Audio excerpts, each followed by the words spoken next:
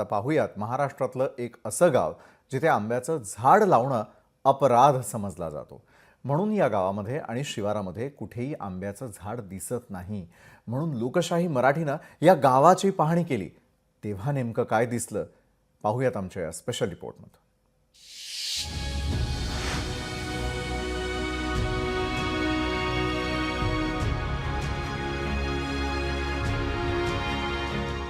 आंब्याचं झाड नसलेलं अनोखं गाव.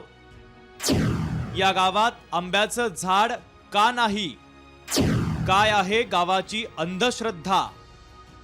या गावात कुठल्याही आळीत जा, कुठल्याही गल्लीत जा किंवा या गावच्या कुठल्याही शिवारात जा, इथं तुम्हाला करंजाची झाडं दिसतील, लिंबाची झाडं दिसतील, वड आणि पिंपळाची देखील झाडं दिसतील, पण आंब्याचं झाड ते तुम्हाला शोधूनही सापडणार नाही. कारण या गावात आंब्याचं झाड लावणं म्हणजे घोर अपराध समजला जातो. गावाचं नाव आहे बीड जिल्ह्यातील आंबे सावळी. या गावातील प्रत्येकाच्या मनात एक गैरसमज आहे आणि तो म्हणजे आंब्याचं झाड लावलं की दुखापत होते किंवा अपंगत्व येतं. देवीच्या श्रद्धेमुळेच तर गावाचं नाव आंबे सावळी, सावळेश्वर आणि आंबे, आंबाबाई ह्याच्यामुळं तर आंबे सावळी गावाचं नाव आहे. आंब्याचं झाड लावता येत नाही, तर लावलं तर त्यांच्या कुटुंबामध्ये परिणाम झालेला आहे. डोळ्यात अपंगत्व निर्माण होतं, शरीरामध्ये पाय जाणे, डोळ्यात टीक पडणे, अशी परिस्थिती पिढ्यानापिढी आलेली. या गावात आंब्याच्या झाडाची इतकी दहशत आहे की आंब्याचं झाड लावण्यास कुणी धजावत देखील नाही. हे पाहण्यासाठी आम्ही या गावाच्या शिवारात पाहणी केली तेव्हा खरंच आंब्याचं एकही झाड दिसलं नाही.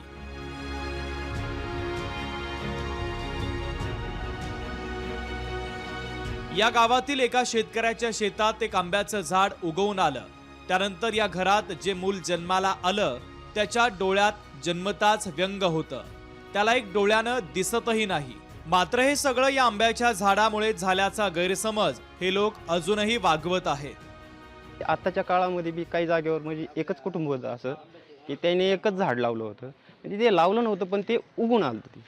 ते उगवल्याच्या नंतर त्याला पाणी वगैरे दिलं, तर पाणी दिल्याच्या नंतर मग त्यांच्या घरामध्ये एक मुलाला टीक पडण्यात आली त्याच्या डोळ्याला. म्हणजे पूर्ण आता ते आहे मुलगा पण त्याला असं मोठा म्हणजे गॉगल दिलेला आहे. ते अशी परंपरा आहे पहिल्यापासून. या गावाचं नाव आंबे सावळी आहे. नावात आंबा आहे मात्र इथं आंब्याचं झाडच नाही. मात्र या नावाचीही एक इंटरेस्टिंग गोष्ट आहे. गावात अंबाबाईचं आणि सावळेश्वराचं मंदिर आहे, त्यामुळे या गावाचं नाव आंबे सावळी असं पडलंय. पण आंब्याचं झाड लावत नाही म्हणून या गावाची चर्चा संपूर्ण महाराष्ट्रात आहे. आमच्या इथं आंबिकाचे मंदिर आहे, त्यामुळे त्या आंबिका देवी असल्यामुळं इथं या गावाला आंबेसावळी हे नाव पडलेलं आहे. आणि इथं विशेष म्हणजे इथं आंब्याचे झाडं देवी लावू देत नाही. आणि जर काय लावले तर समजा हे अपकार होतात डोळ्याला किंवा काही, तर काही होत नाही. पण समजा डोळे पिळे जातात, काही होतात, आंधळी होतात, असं होतं. एक झाडं आम्ही लावलेली तर आमच्या आईनं, त्यामुळं आम्हाला हे अपकार झाला आहे. नेमका काय अपकार झाला तुम्हाला? हे डोळ्याला हे अंधत्व आलेलं आहे. हे फुलं पडले डोळ्यामध्ये एका. हे असं प्रत्येकाच्या घरी जिथं आंबे लावले तिथं होत आहे. आतापर्यंत या गावातील लोक ही अंधश्रद्धा उराशी कवटाळून जगतायत. मात्र या गावातील एक ग्रामस्थ या परंपरेवर टीका करतात. देवावर श्रद्धा ठेवा पण अंधश्रद्धा बाळगू नका असा सल्ला ते गावकऱ्यांना देतात. आत्तापर्यंतचे जे लोक आहेत ते अंधश्रद्धेवर वागत आहेत आणि त्या अंधश्रद्धेला खतपाणी घालत आहेत. त्या अंधश्रद्धेच्या विरोधात समजा मी माझ्या अंधश्रद्धा न मानणारा एक व्यक्ती आहे. माझं वैयक्तिक मत अंधश्रद्धा न मानणे. पण ते लोक अंधश्रद्धेवर चालतात अजून जुन्या रूढी परंपरेवर. विज्ञान युगामध्ये वावरत असताना ते अंधश्रद्धा मानणं हे चुकीचं कारण आहे. ते विज्ञान युगात चालणं हे गरजेचं आहे सध्याच्या युगामध्ये. आंबा हा फळांचा राजा आहे, त्याचा आस्वाद हा घ्यायला हवा.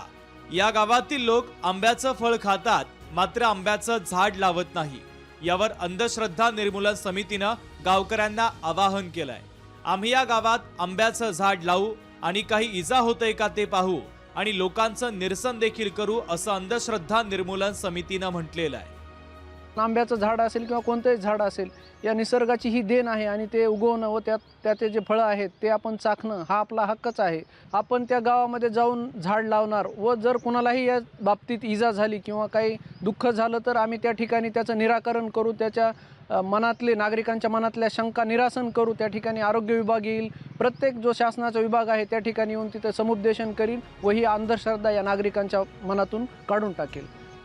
महाराष्ट्रामध्ये अंधश्रद्धा विरोधी कायदा अस्तित्वात आहे. तसा कायदा करणारं महाराष्ट्र हे पहिलं राज्य ठरलंय. त्यातच या महाराष्ट्रामध्ये अनेक साधू संतांनी अंधश्रद्धेवर घणाघात देखील केलाय. तरीही या पुरोगामी महाराष्ट्रात अशी अंधश्रद्धा जोपासणं हे चुकीचं आहे. म्हणूनच या गावानं मनातली भीती काढून आंब्याची झाडं लावावीत आणि आंब्याचा मनसोक्त आनंदही घ्यावा असं आवाहन केलं जातंय. हरिदास तावरे, लोकशाही मराठी, बीड.